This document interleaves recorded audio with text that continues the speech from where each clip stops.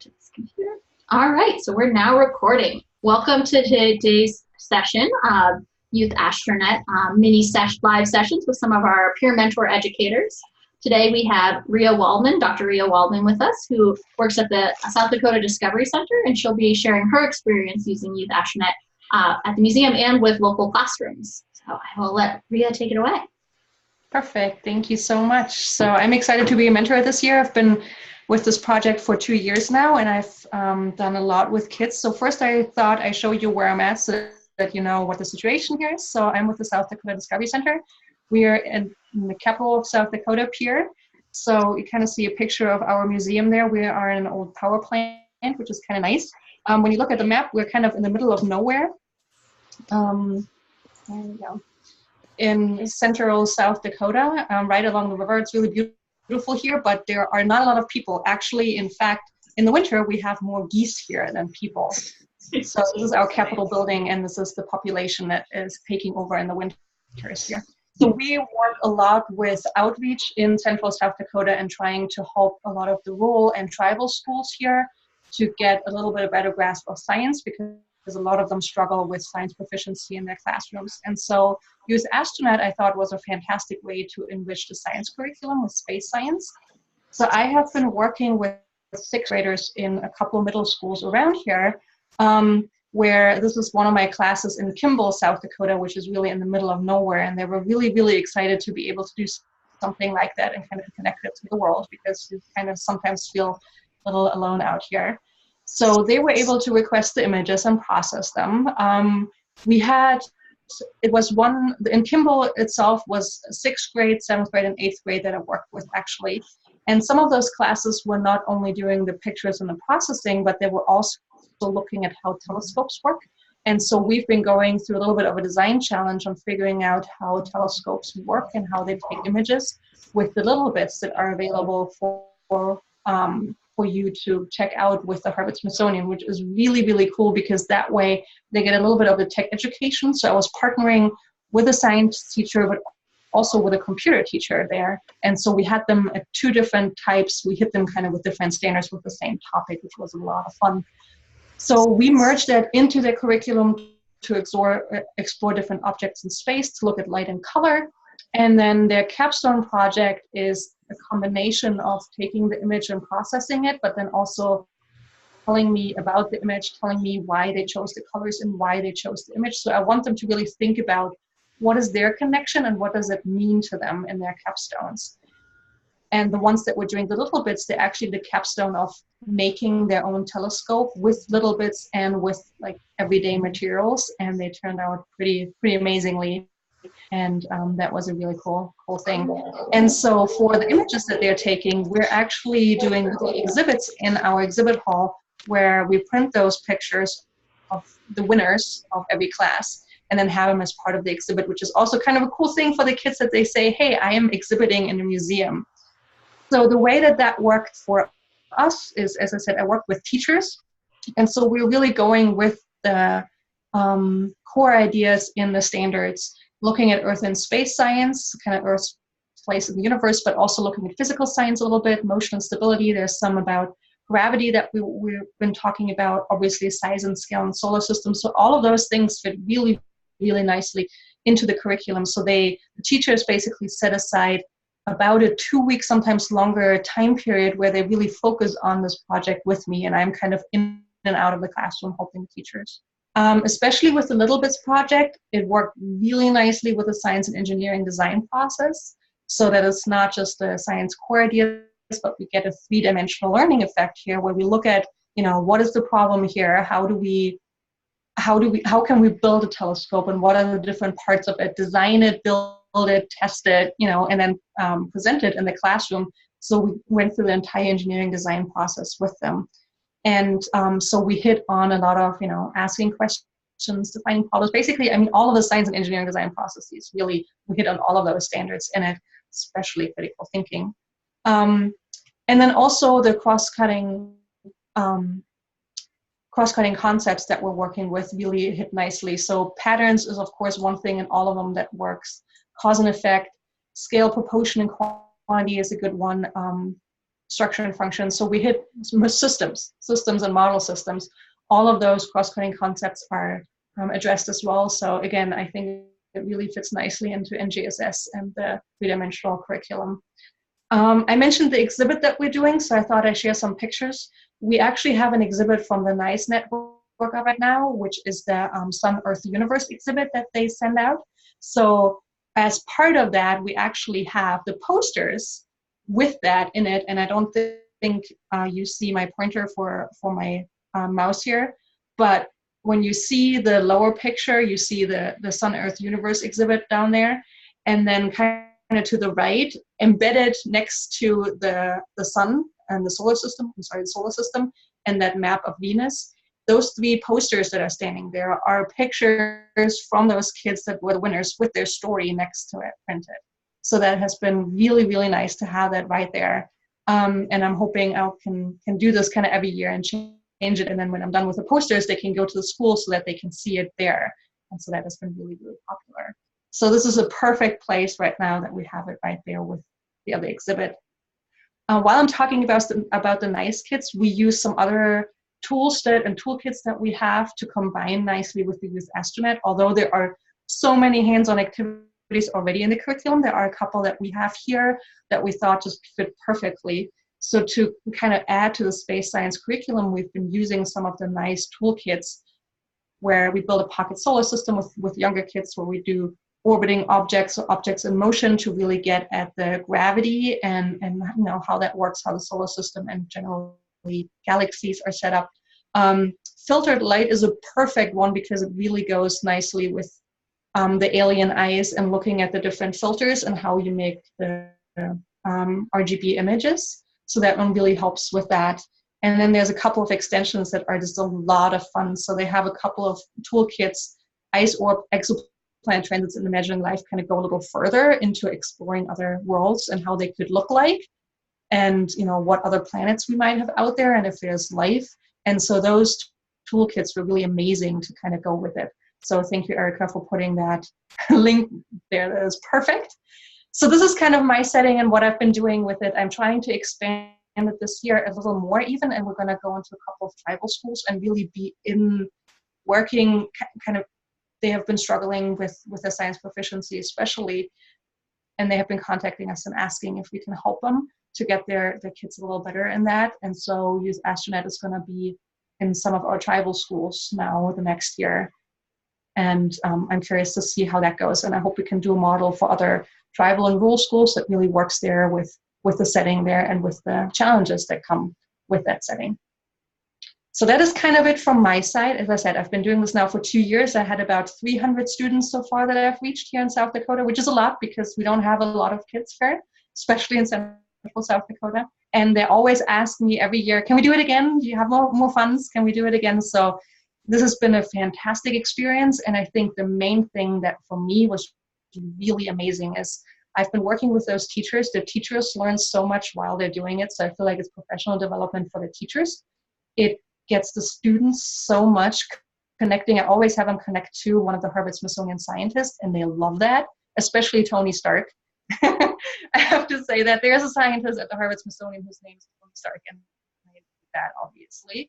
But just generally connecting to those scientists, they love that. They really get an appreciation for our space here, our place in the universe, what is out there. They get so excited for it. They dream big and say, I want to be an astronaut, and it's awesome. But the main thing is that there were so many students that are traditionally in the classes low performing in science and struggle. And there were, I heard it from the teachers and from the kids themselves as well. They really excelled in this, and they really found something because it's so different from the way that often we teach in schools, that this project really helped them to get more excited in science, get better grades. And that is just absolutely amazing. So that is one of my experiences that I thought was just fantastic. So I really, really enjoyed that. What questions do you have for me now? I'm here to help you get started with yours, help with the expertise that I have, the little that I have acquired. So I'd be happy to open this up for a discussion. Great. I'm going to unmute everybody now. which means there might be a little reverb. So if you want to actually mute and unmute yourself as you have questions, that might be the best option. If we see reverb, we'll start muting people. But feel free to start asking questions, guys. Rhea, that was fantastic. It was so great to hear it from you in that context.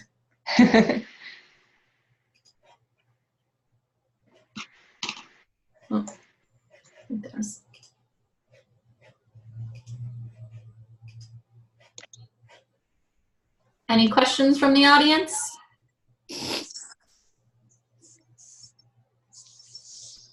You're also welcome to use the chat box. And if you didn't notice this while we were talking, I put the link for the NISENet curriculum that Rhea was talking about in there. There's a lot of great digital resources. They have kits that they send out, you have to apply for, but all their curriculum is also available for download, and then the supplies are things you can easily buy and access yourself. They are. So either get the supplies for free in the kits, which is awesome. We usually get some of them and they're really fantastic. And yeah, as Erica mentioned, the lesson plans are up there and they say all the materials and they're easy enough to come by usually. So those are really, really fun sources to work with. Don't be shy, ask me anything. And I'm excited to hear from you where you're at and if you have similar things or, I know a lot of people do after school, some people do in school, so I'm excited to hear what you're doing. I'm hoping I can do it. I can do the same thing with the 21st century after school program that we have here in a neighboring town. So I'm hoping I can get that in there as well next year.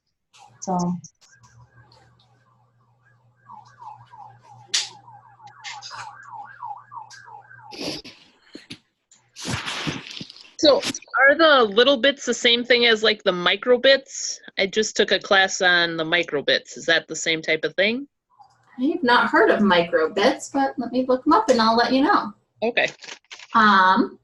So let me see.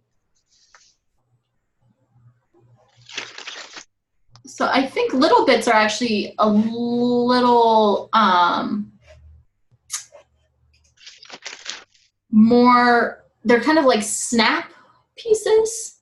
If that makes sense, they're like Legos for circuitry.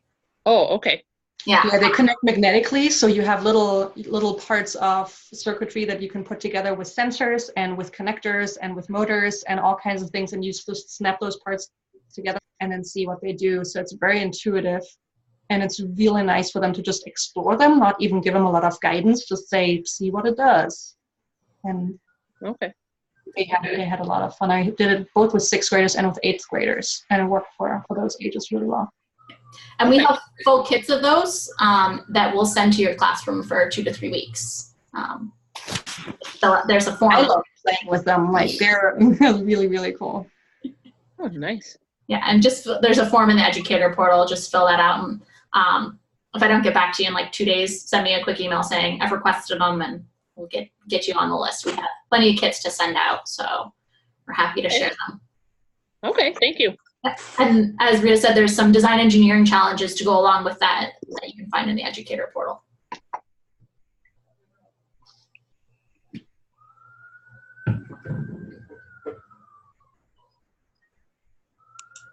Any other questions for me or any other thoughts you would like to share? No, I'm doing a webinar for a program I signed up for called YouthAstroNet with Harvard. So now you understand like my cognitive load. I think someone's got someone in the room with them. Yeah. That's okay. We all understand.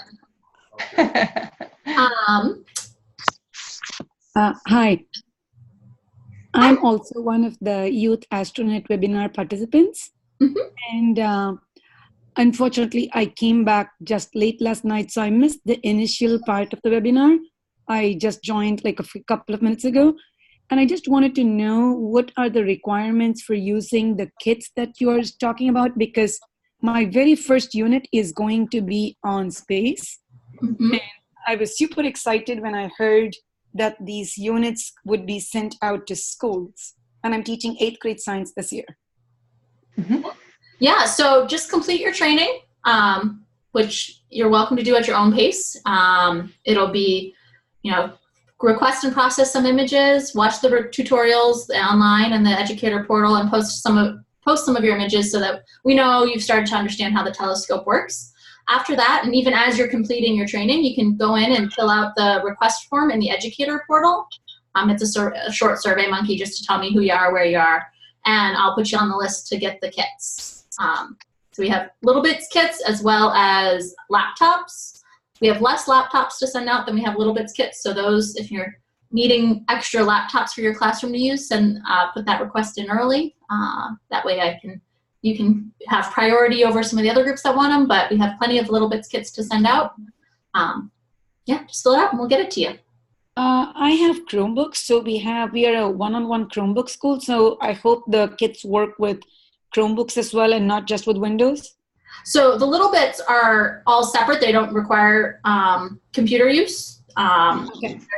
Electronic bits to start imaging, practicing with design engineering around the telescopes. Micro-observatory itself in JS9 is usable with Chromebooks. We do our best to keep that updated. Please, if you're testing it out with a Chromebook, we do our best to have tester Chromebooks here, but there's a bunch of different styles out there. If you're using it on one of your classroom Chromebooks and you notice something's not coming up quite right, send us an email or post in the Educator Portal, and we'll get our programmer on updating that so it works with your set of Chromebooks. Okay, thank you, because I think I will very likely use them with my Science Olympiad class. Oh, perfect, yeah. Thank you. I've been using Chromebooks in the classes that I've worked with, and we did not have any issues with them whatsoever. It all went really smoothly. Awesome. Thank you. And like I said, our programmer is always updating our portal, so let us know. He's here to keep us, in line with all the updates that go on through Chrome and all of that. So if you notice something, let us know. All right. Other questions for Rhea? How she's been implementing it in her local classrooms? Some of the maybe Rhea, you want to share some of your favorite pieces of curriculum that you've used from YouthAstroNet? I think you mentioned Alien Eyes. Maybe tell people a little bit about that. Alien Eyes is a wonderful one. So it's kind of, I think, always a tricky thing for us to grasp how filters work and what colors you see when you use a filter. So there in YouthAstroNet in the Micro Observatory, you have some options to use different filters to take pictures of different objects, and then obviously use a blue filter and everything looks blue. But actually, when you look through different filters and you look at certain things, colors don't show the same way as they are. And so Alien Eyes lets kids actually look through different filters and then go back and figure out what was the color of the object they're looking at by looking through the different filters, which I think is really, really interesting, because looking at different colors through filters is not always very easy to figure out what the color actually was. And so by looking at that, they get at what is an RGB image? Why do we need 3 different colors to put it back together? And that way you can also create true color images of space, which the kids were really excited for, that they actually want to see what does that, they didn't only want a black and white image, but actually see what is the actual color of the Orion Nebula or other objects out there. So I think that activity goes really, really nicely. It's one of my favorites. I also really like the pixel to pixel activity, where you look into how cameras work and the pixel arrays, what a pixel actually means and what the values mean, so that you understand how the contrast works when you change the contrast and the pixel values in the software. And there's a really simple one where you basically look at a smiley face, but you only look at it with numbers. And so they can figure out what are you actually looking at when you look at what does the number stand for and what does that mean. And there's an activity that goes with it with beans. We basically throw beans into an egg carton and then count the beans, the photons that went on the sensor. And I think that really helps them understand cameras and how they work. And so I think I love those activities where you really get the background and understand how things work. So those are kind of my favorites. So test those out. If you have any other questions that you haven't thought of right now because you are not there in your processing, if there's anything else that comes up, I'm happy to help you out. Either say something in the forum if you have a suggestion of I would like to discuss this further, We can start a forum about it. You can email me anytime. So I'd be happy to just be there and help you out with whatever you need. Great. Well, while we have everybody here, I promised I'd do a quick image processing tutorial as well, just for those of you who are still working on that and not quite getting back what you're hoping to do. So I'm going to share my screen. And if you continue to have questions as we're sitting here, please ask them for Rhea or myself. Okay. Can everybody see my screen? Yes. Okay, great. Yeah. So in the activity portal, which is the portal your students will have access to, as I'm hoping you've all begun to notice that there's an educator portal where there's the curriculum and more background materials for you. The activity portal is where your students will get to access the telescopes. I have forums to discuss things with each other, with us here at YouthAstroNet, and with scientists. This is also where you'll be able to request and process images. I'm going to jump straight into the image processing. Hopefully you've all taken a few images with the telescopes. Please take as many as you want. There's no limit on how many images you can request with microobservatory. All right. So here in JS9, I'm going to open up an archived image. Let's maybe do, well, look at the Orion Nebula. That's a fun one. So you'll notice when you open an image that it doesn't look like a whole lot. It's usually pretty dark, maybe a couple major stars in the fields of view. That's because, as we all know, the night sky is pretty dim. So we have to do some processing to kind of pull that detail out. One of the things that I like to do is start by setting the scale to log scaling. This is something you really want to do with dim images, so not really necessary with pictures of the moon or maybe the sun, but things like nebulas and galaxies. It's going to kind of bring out that dim material.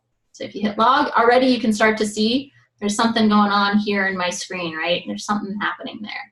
The next thing you want to do is figure out how dark the night sky is. The night sky isn't purely black. There's still light in that sky coming back at us. And as I move my mouse around, I want you to all take a peek down here where it says pixel value.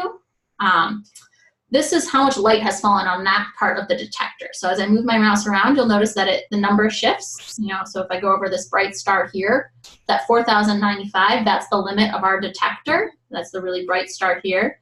But even in this area up here where it looks like it's a dark night sky where there's not much going on, there's actually still 349 pixel values there. So there's still light coming from that. And we want to set our night sky to black.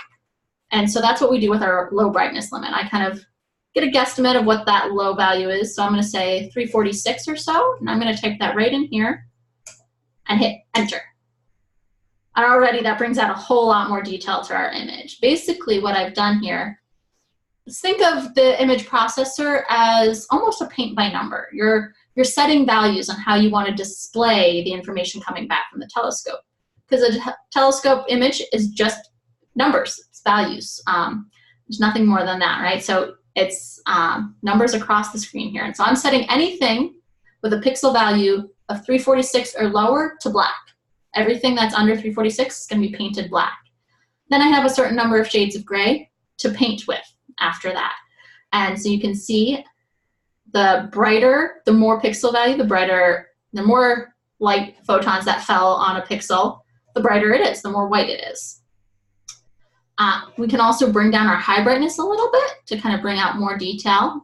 And this is where you get to start finessing a little bit. So maybe I'll bring my low brightness up just a little bit to make that edge a little crisper.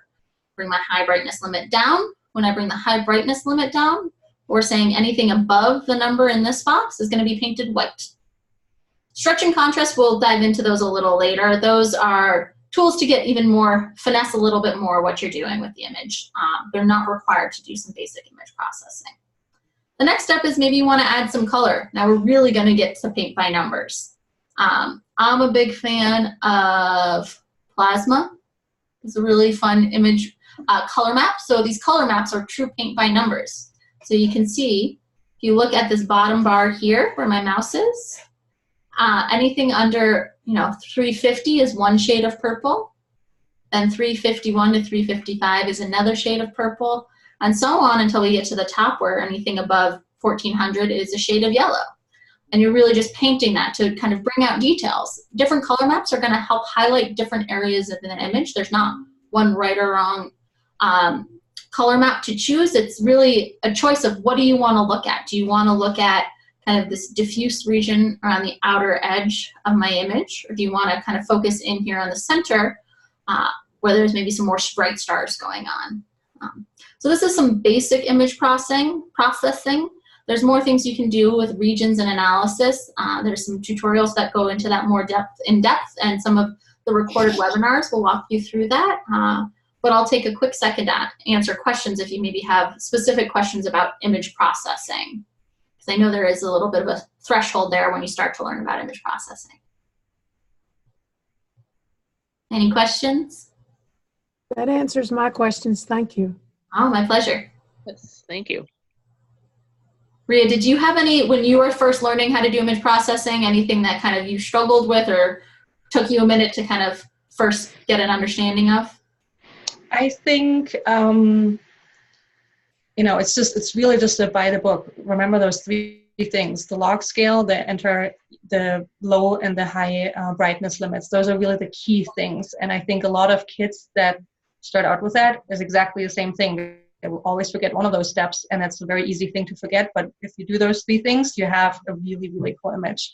I think what is the most frustrating if you have an image that shows clouds and you just work and work and nothing comes out of it.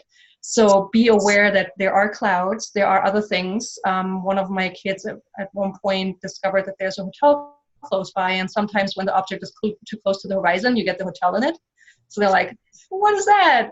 So, you know, be aware that there's other things going on, and talk to your students about that too, because there's nothing more frustrating than when you try to get something out and you work and work and work on it and you can't get it because you just think it's your own fault. So be aware that there's lots of things that can go wrong. And I think the one tip that I would give everyone is just request images, lots of images every time, because you might end up with only one or two that turn out well. So just, there's no limit in how much you can request. So request them as many as you want and try a couple of different days. But just be aware that just because something doesn't work does not mean it's you. So maybe trying it out with some of the archived images where you know there is a content there might make this first like frustration better, because you know there's something there and you can do it. So I think that's what I would suggest. It's a great tip. And one thing to point out, remind your students, astronomers have to deal with clouds too. They just tend to not take images when there's a clouds. Our telescopes take images rain or shine. Astronomers just don't get to request unless they're working with NASA data that from coming back from satellites. But if they're working with a ground-based telescope, they have to deal with clouds as well. All right, well, I think that'll be it for today. Hopefully you guys have all enjoyed this little mini session. We'll have some more coming up with other peer mentor educators. And please, Rhea's available to answer questions in the online portal, and we're here to support you in your learning, so ask away. Please do. I'm looking forward to it. All right, I'm gonna stop my share and end this recording.